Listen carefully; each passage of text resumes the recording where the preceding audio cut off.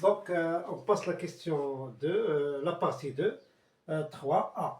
3A, montrons que si P de f est égal à xi de f, donc ça, les données, donc on a D est égal à x moins 1, Cx moins 1, Cx plus 1 est égal à somme directe de D avec C de x, et D très important, Cx moins 1, tout ça. Donc, montrons ça égal à ça tel que f appartient à c, c'est très important, f appartient à c, x plus moins 1, parce que ne partons pas à d, appartient à c, peut-être qu'on appartient à d, peut-être qu'on appartient à c de x, donc f appartient à tout ça. Donc, on a que c p de f est égal à p de x, p de f, par définition. Donc, on introduit x seulement. Donc, si chapeau de f est égal à p de x de f, il y a qu'on introduit x seulement. Donc, pour ça égale à ça, il suffit de ça égale à ça. Donc, il suffit de montrer ça égale à ça. Si on montre ça égale à ça, ça fait. On a fini. Donc, on a P de x de ça est égal à P de x de tout ça. Parce que P de f, regarde, P de f égale à la somme K moins P de ça. Donc, appartient à quoi? Appartient à D. Parce qu'il y a de projection. Projection. Donc, un élément appartient à Cx plus moins 1 de 1. La projection d'elle, quel que soit A appartient à ça, la projection sur D. Ça veut dire l'image appartient forcément à D. Donc, pour cela, P de f est égal à ça. Donc, P fois x est là. On introduit x à l'intérieur. Donc, P, la somme de ça. D'autre part, P de x de f égale à P de x de quoi? De f. Parce que f est un élément de Cx plus moins 1. Donc c'est créé sous forme K de moins P à Q de f de x de tout ça. Donc, je l'introduis facilement. Donc, ici, j'ai séparé parce que P projections sont donc applications linéaires. Donc, j'ai le droit pour séparer là. Donc, ça égale à 0. Pourquoi ça est égal à 0? Ça est égal à 0 car projection sur D. Voilà D. Donc, un élément ici, si un élément appartient à D, donc, par exemple, A appartient à D, donc P de A égale à D.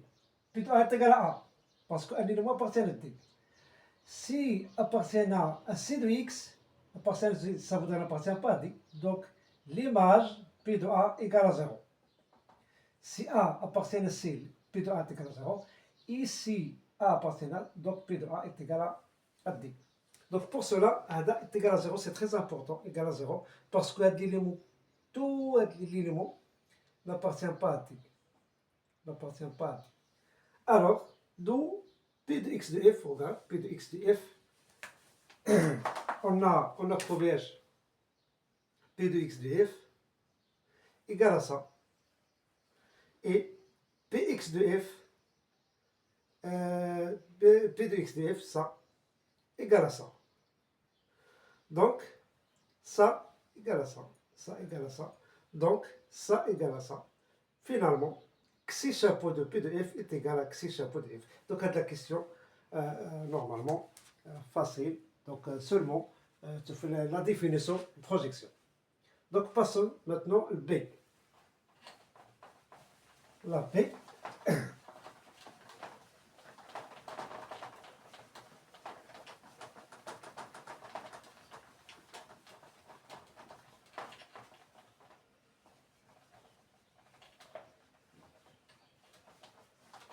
Donc, la B, on a terminé A, la B. La P est dire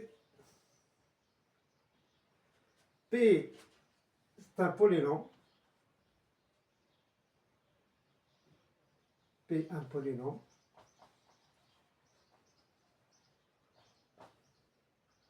Un polynôme. Et F appartient à D. C'est très important, l'astuce. F appartient à D. Appartient à D. Appartient à D. Donc, montrons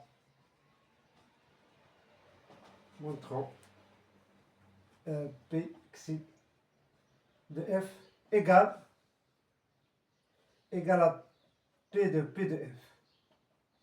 Montrons ça. Donc maintenant, on doit montrer Pxi de f égale Pxi de f égale à P de f. Alors, donc on a Xi appartient à l'ensemble Pxi de f, donc endomorphisme de D. Donc Xi de D à D. Donc Xi est là, voilà le D et D. Donc Xi appartient à l'endomorphisme, l'ensemble des endomorphismes de D. Donc, puisque P est un polynôme, j'écris P de Xi par exemple, donc P de X d'abord, P de X. Regarde, P de X égale à 0 plus A1X plus, par exemple, A1 X à la puissance n. Donc, P de Xi égale à 0 plus A1 Xi plus AN Xi à la puissance n. Alors, P Xi de f égale. Donc, c'est A0 plus A1 plus Xi de f plus AN Xi n de f. Ça veut dire la somme de k, par exemple, allant de 0 à n, normalement jusqu'à l'infini, donc k de 0 à n, de ak, donc xi k de f. Donc, on a montré que P xi de f est égal à ça. Donc, P xi de f égale à ça. Très bien. Et on a P de f. Donc, regarde, P de f égale à P de quoi? De la somme k allant de 0 à n de ak, x à la puissance k, de f fois f. Égale produit. Non, l'application P de quoi? De la somme, non, la somme. Donc la somme k allant de 0 à n de P de quoi? AK K de f. Donc, pour montrer ça égale à ça, pour montrer ça égale à ça, ça veut dire ça égale à ça. Pour montrer ça égale à ça, il suffit de montrer, regarde, il suffit de montrer, il suffit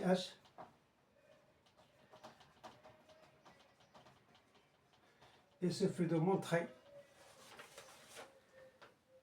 xi k de f égale, on peut sortir un AK à l'extérieur, égale à P de xk de f. Donc, il suffit de montrer ça, parce que en somme terme à terme, on trouve ça égale à ça. Donc le problème, c'est est-ce que, quel que soit k appartient à n, ça égale à ça. Donc, maintenant,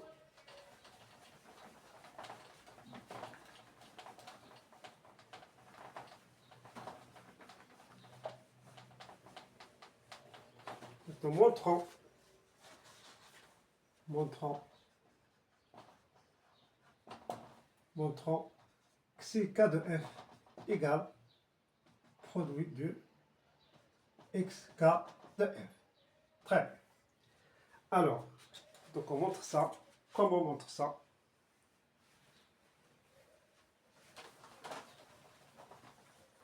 Donc, quel que soit k appartient à n. Quel que soit k appartient à n. Donc, pour k est égal à 0, absence de récurrence.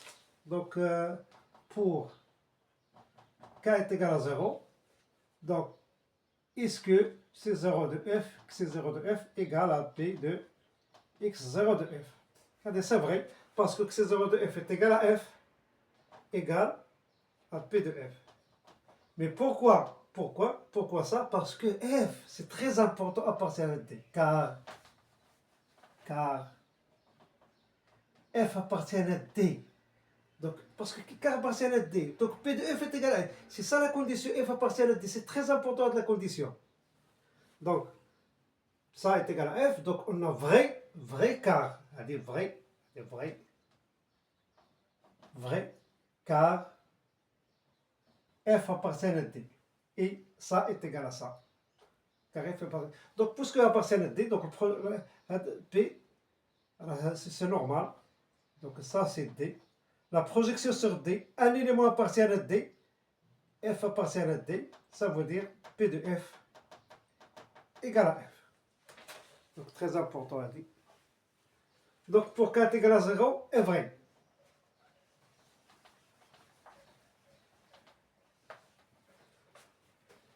Pour K est égal, on va pour, par exemple, K est égal à 1, tester K est égal à 1, est-ce que X de F égale C de F égale à quoi? Est-ce que ce qui est égal à C de F égale à P de X de F. Donc on a dit, donc déjà on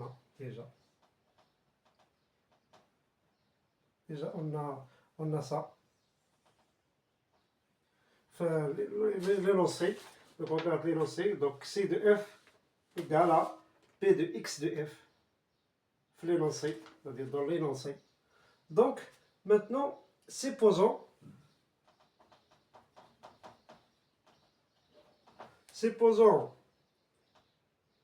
que si K de F égale à P de X K de F, et montrons que si K plus 1 de F égale à P de X K plus 1 F. Donc avec un petit de récurrence, donc tout ça, on doit montrer.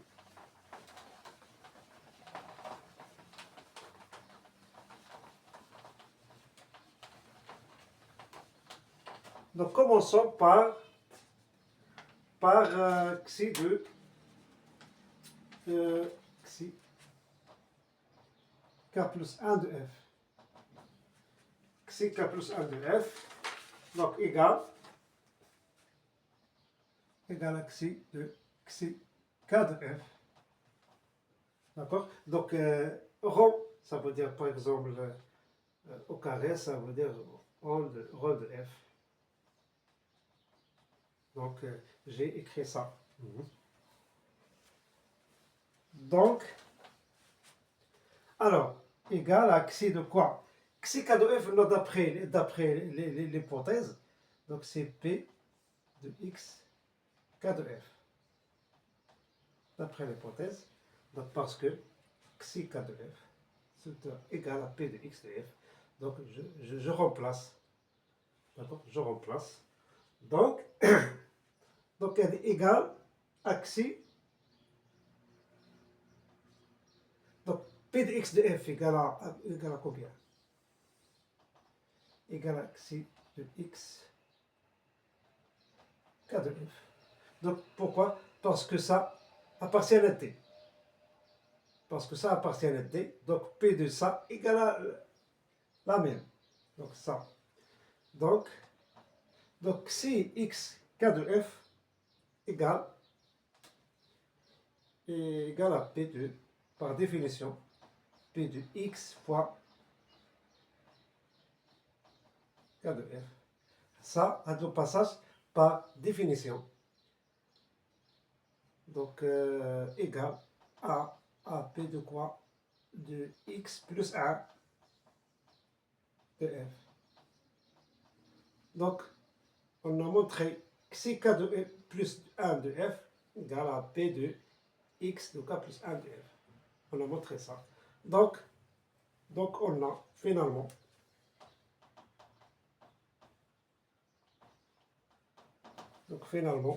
P de xi de F égale à P de P de F.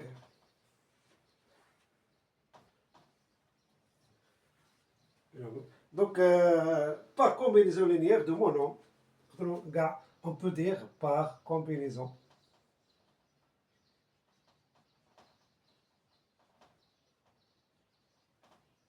linéaire de mon nom,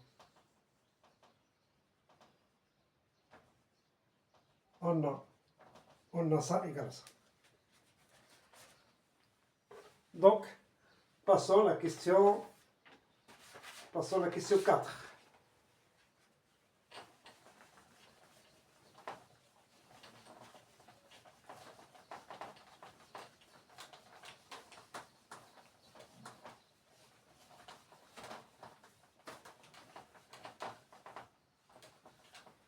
Donc la question 4 dit l'image est noyau, soit n appartient à n. La question 4.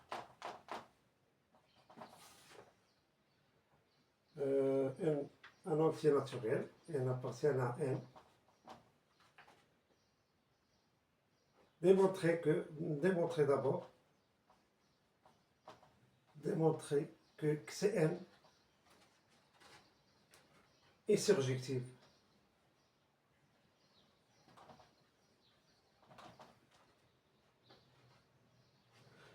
Donc pour montrer ça, c'est facile, démontrer que c'est surjectif. Donc on a que c'est n endomorphisme de D à D. Donc on prend un élément de D et on montre qu'il existe au moins un élément appartenant à même D tel que l'image de ça égale à ça. Donc on prend un élément, par exemple, soit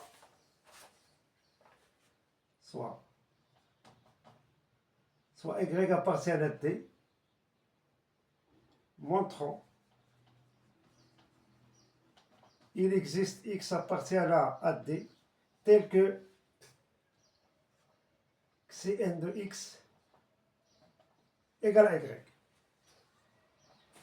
Donc Y appartient à D. Qu'est-ce que ça veut dire? Soit, donc, D s'écrit sur de la forme x-1, c'est x-1. Ça veut dire donc, Y s'écrit sous forme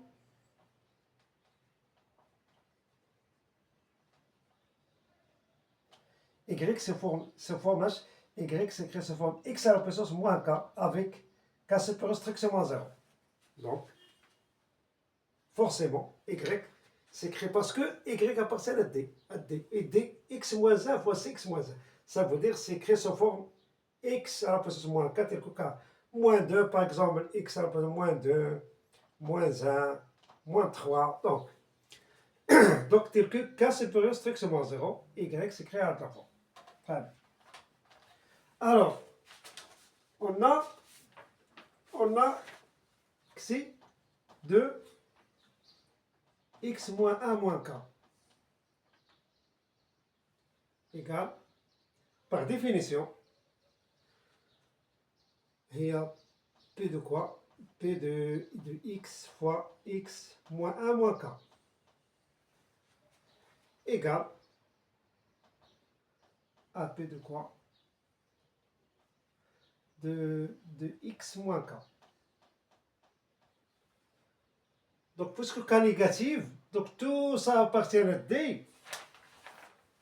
Donc, ça appartient à D.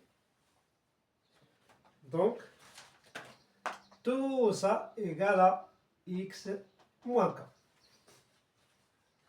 Alors, on prend aussi xi au carré de x moins 2 moins k par exemple. L'objectif, on montre x moins n moins k est égal à x à la puissance moins k. Donc on prend ça, égal à xi de quoi? Xi de x moins 2 moins k égale à xi de quoi? Donc on a moins 1 moins k est égal à x moins k. Donc ça veut dire que xi de Wada est égal à x de moins 1 moins k égale x moins k. Donc, un petit récurrence, on doit montrer que Cn de x moins n moins k égale à x moins k. Donc, regarde, un petit récurrence, on doit montrer ça facilement. Finalement, il existe un élément. Est-ce que ça appartient? Oui.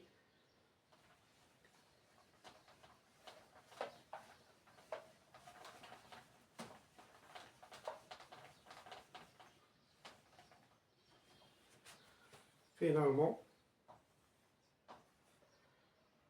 on a trouvé h, on a x, xi, n de x moins n moins k égale à x moins k, mais on doit vérifier est-ce que un élément appartient à D ou pas. Or,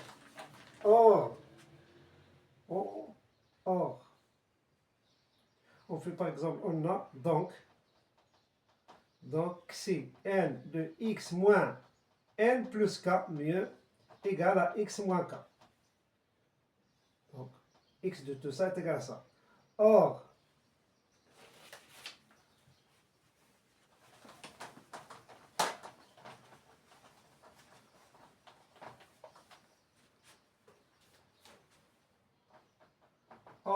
n plus k supérieur strictement à 0, parce que on a pris quel que soit k appartient à n, ou n appartient à n, donc ça c'est supérieur à 0. Donc, forcément, x moins n plus k appartient à D. Donc, on peut appeler ADA, c'est mieux, petit x. Donc il existe un petit x, il est égal à grand x appartient à D, tel que Cn de quoi? De x égale à y implique Cn est surjective.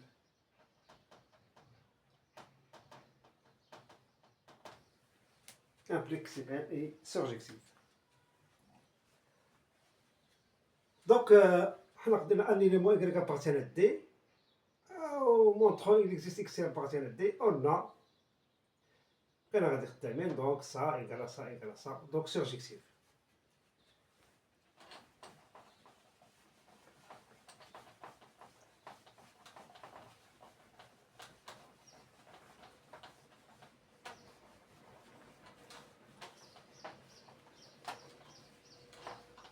Alors, passons. L'autre question dit que donner une base de noyau, donner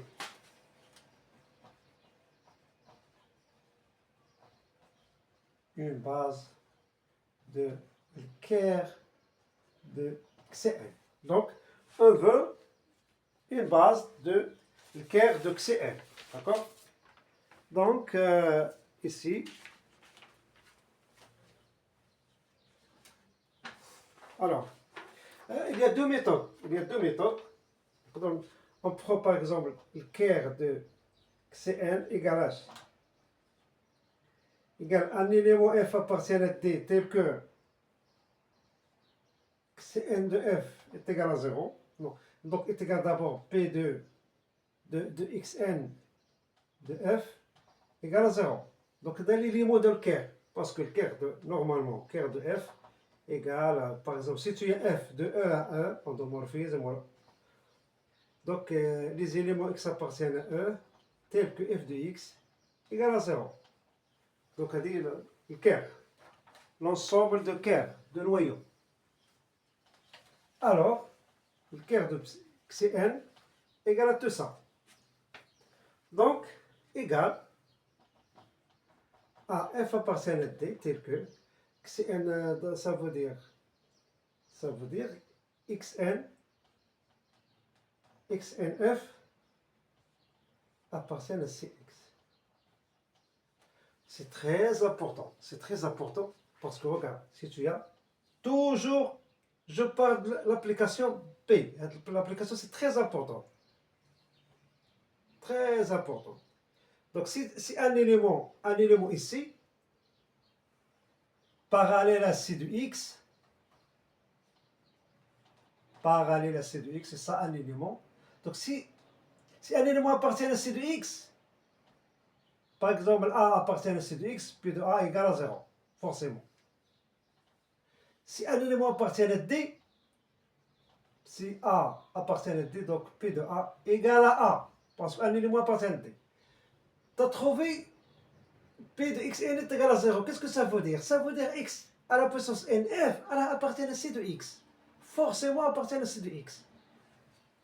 Donc, forcément appartient à C de X.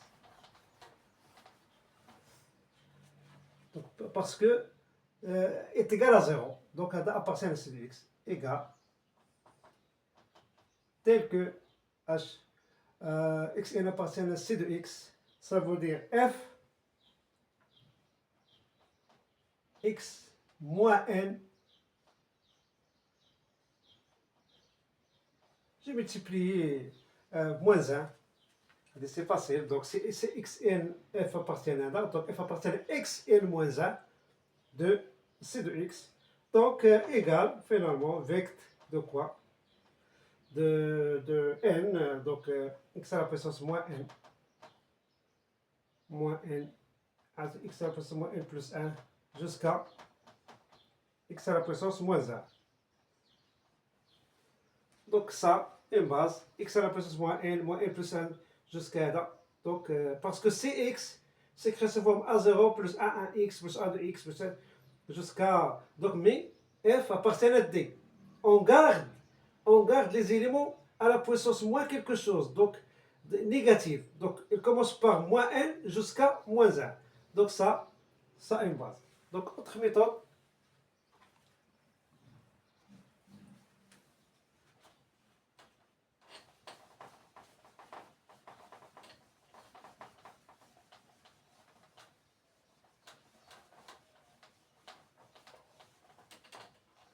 Autre méthode.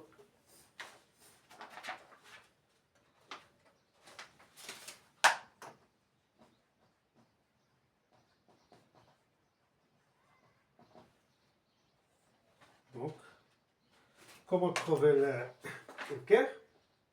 Donc, on a x à la puissance r appartient à un Kerr, quel que soit r, à le Kerr de Xn, c'est le mot C, H, Xn de x à la puissance r égale à 0. Donc, regarde, on continue par le noir. X à la puissance n est égal à 0, c'est le mot C, H. Non, implique.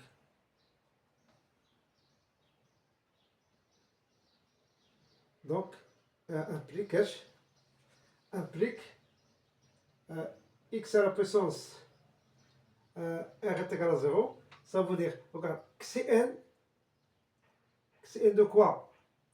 De x moins n plus r égale à 0. Implique Xn de quoi? De x moins n moins n moins r égale à 0. Alors, x, on a quoi? On a montré que x, Xn de x à la puissance moins n moins k égale à x à la puissance moins k, si k supérieur strictement 0. Sinon, égal à 0. Ça égale à ça, si k supérieur strictement 0. Sinon, égal à 0. Donc, égal à 0, qu'est-ce que ça veut dire? Ça veut dire, c'est-à-dire que moins n moins R inférieur ou égal à 0. Parce que égal à 0, ça veut dire, voilà, on a ça, moins n moins k égal à ça, si k supérieur strictement 0. Mais égal à 0, ça veut dire l'autre cas, moins n moins r inférieur ou égal à 0. Donc, r supérieur ou égal à moins n. Donc, la r supérieur ou égal à moins n. Donc, r supérieur ou égal à moins n. Et on a d'autre part xn de x de r égale à xn de x de moins r. Donc, pour ça est égal, donc ça égale à 0, c'est-à-dire quoi? C'est-à-dire r supérieur moins r, c'est-à-dire moins r supérieur strictement à 0. Ça veut dire moins r. On a ça, ça veut dire moins r supérieur ou égal à 1, ça veut dire r inférieur ou égal à moins 1. Donc on a les deux. On a ça et on a ça. Donc,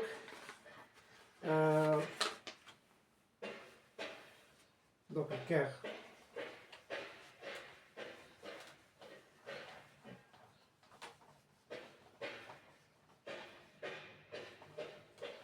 Donc, le ker de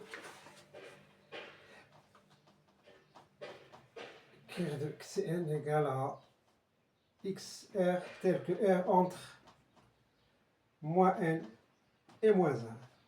Tout ça. R supérieur ou égal à moins n et r inférieur ou égal à moins 1.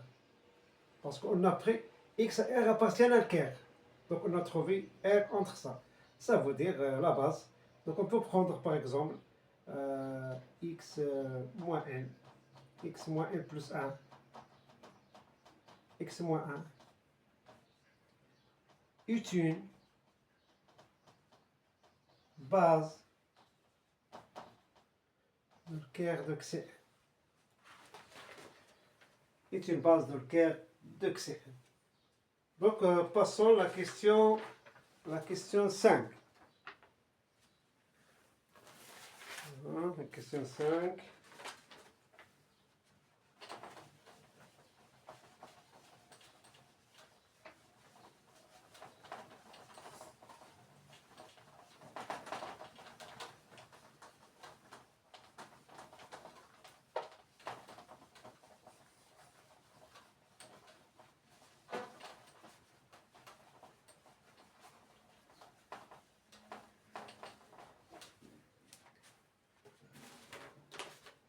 La question 5 sur l'espace cyclique.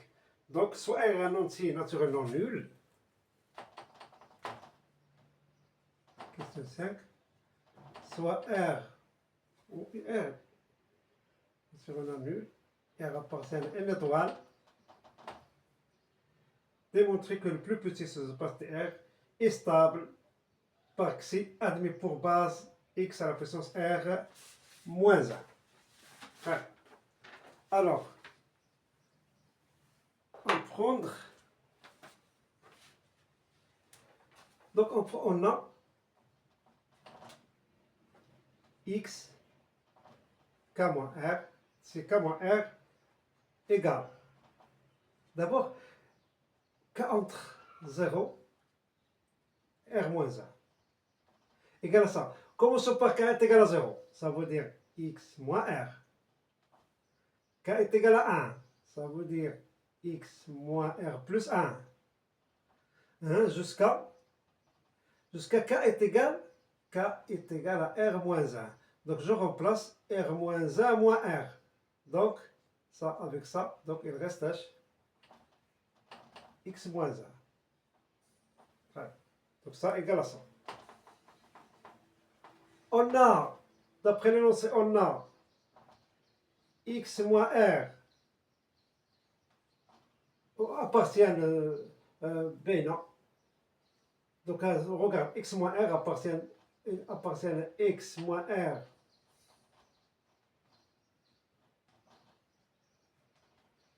C'est évident, regarde, x moins r, x moins r. Donc, on a x moins r appartient à ça. Et, quel que soit r moins 1, c'est de x, de k moins r, inclus dans le vecteur,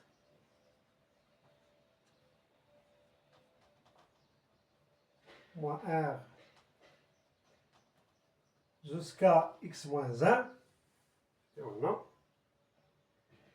Donc, évident, donc, on a dit, donc la première facile, donc si on a pris ça, on a ça appartient à ça, et on a stable, parce que pourquoi stable, il a c'est de ça, on a inclus dans le vecteur. Donc, parce que j'ajoute plus 1. Donc, l'application facile.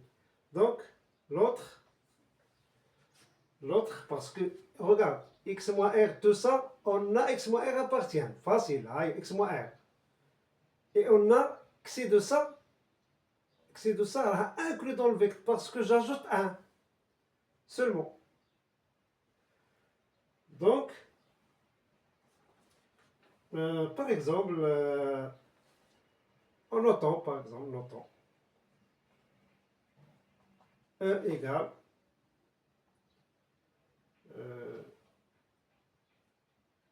le vecteur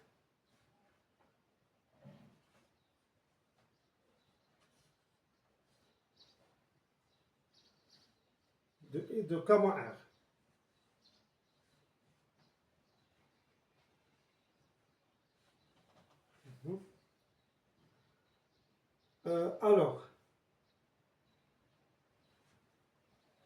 Alors, E contient forcément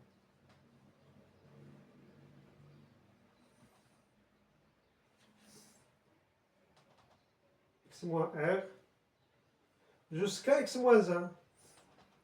Parce que où est le vecteur? Donc, tout ça appartient à 1. Car, pourquoi? Car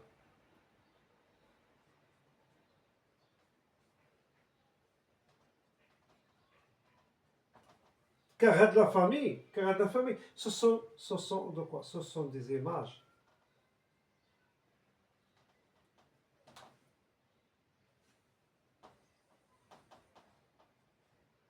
Successives.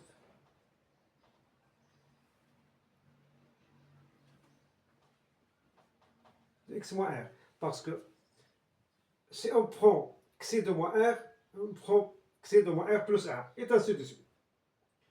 Donc, finalement, la matrice de x dans